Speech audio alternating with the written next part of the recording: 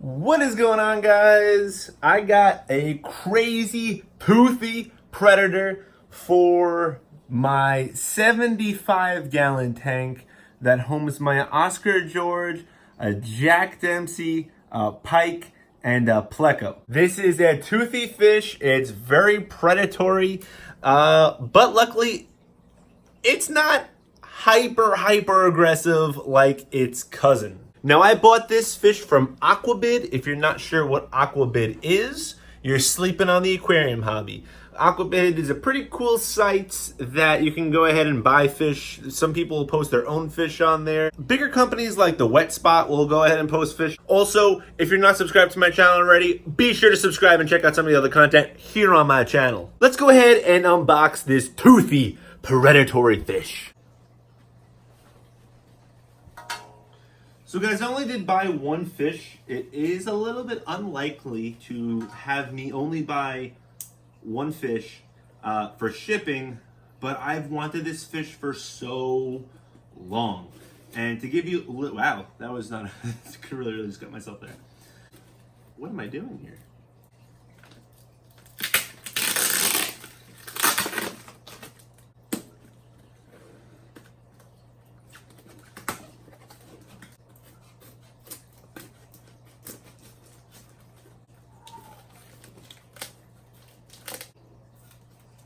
Some styrofoam with a bubble pack and some newspaper.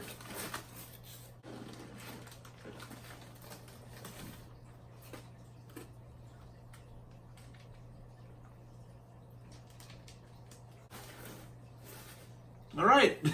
All right, here's our fish, guys. Check this out. They put the fish inside of a newspaper. This is very odd. I've never seen this before. But there's water in here. I feel a fish swimming around, so something's in here. Very odd. I've never seen this before. Not sure if this like double insulates it or something, but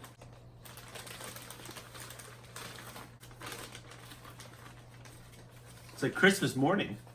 Ah!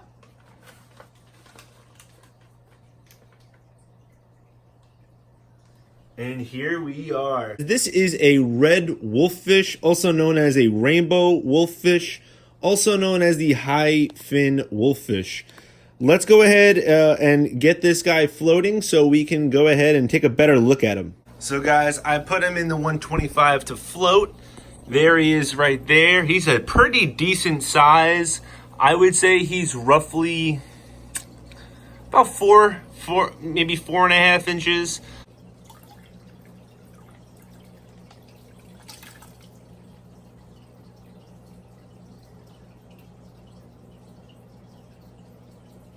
And there he goes. So knowing this wolffish as well as I know it, if I'm being fully transparent with you, I actually purchased one of these guys a few weeks ago, and it actually jumped out of the tank twice.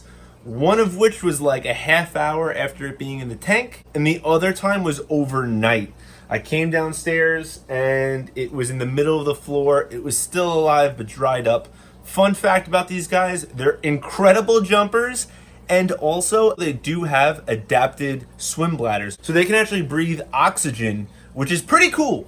Because that's actually why he lived for so long. His body was completely dry. I put him in the tank and he didn't exactly make it. So I told myself one last try, and we're gonna go ahead and get this wolffish and make sure he's gonna be safe. On that initial tank, I had a bad plastic top that's on the Aquarium tanks. So what I did now to make sure I put this wolffish in a good home was I have now a glass top on there. On top of also having that glass top, I put the plastic pieces on the back of it to cut out for the filter, as well as put the light on the back on so that everything's weighted down, and put a full bottle of Prime on the front of it so it's weighted down even more. This wolffish can't get out of this tank to save his own life. I actually have to run out of the house now. I'm gonna go ahead and shoot some video of this wolffish when I get back home. Hopefully he's still in the tank when I get home. So it's been actually one full day since I shot that last footage. Let's go ahead and take a look at that wolffish. So I actually changed it up a little bit. I had an extra light that's not as big enough to actually fit the full 10 gallon. That's for a 5 gallon tank, but I did throw it up on there because it's an LED. It looks a little bit nicer and it's easier to manage this lid opening up. The wolffish is hanging out right over there. These fish typically will either lay down on the bottom of the aquarium, or what they'll do is they'll float at the top. So I just fed him. Should be a piece of krill somewhere. Maybe he actually ate it.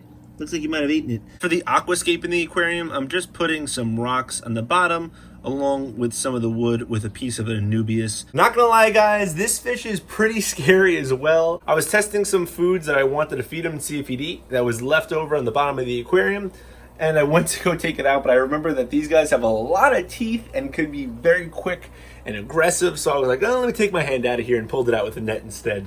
So very fearsome fish. We're gonna see if he's compatible with my Oscar George in this 75-gallon aquarium, and if he's not, well, then we'll just have to make do and set up an aquarium for him that he can be successful in by himself. Now, that is not my number one priority. I want to make sure that we can put him inside of somewhat of a community that he could be successful in. Now, wolffish historically are not the most community-like fish.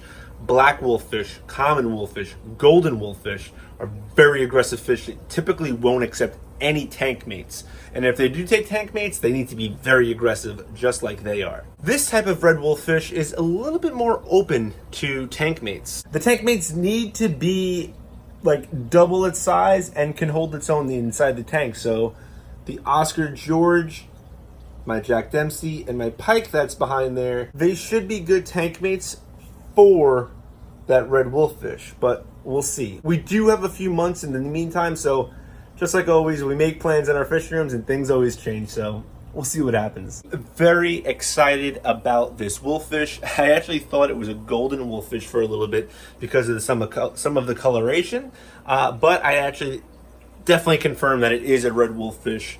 We'll definitely see in a few months how it turns out, if it actually is a true red, but I do believe it is. It does have a lot of room to grow. It's going to grow pretty rapidly. I'll definitely go ahead and make sure that I keep you guys updated on his progress. But just like all of my favorite fish, you know I'm gonna have to have a name for him.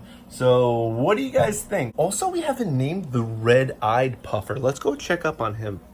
He's doing pretty well in this tank. His tank mates, his ghost shrimp, are all basically alive. I put 8 in here, and there is, I believe, 6 left, and it's been like 2 weeks. So he's been eating frozen bloodworms and krill. His fat little belly's hanging out over there because he's always eating a lot. I am absolutely ecstatic about the stocking I do have here in the fish room now. My fish room is really coming together with the stocking that I definitely want. So 2 names, guys. What are we going to name that puffer fish, and what are we going to name this red wolf fish? Drop a comment in the comment section below. Let me know what you think. But that's going to be it for this video. If you did like this video, be sure to subscribe. Check out some of the other content here on my channel. Ding that notification bell if you are already subscribed. But most importantly, don't forget to fish on.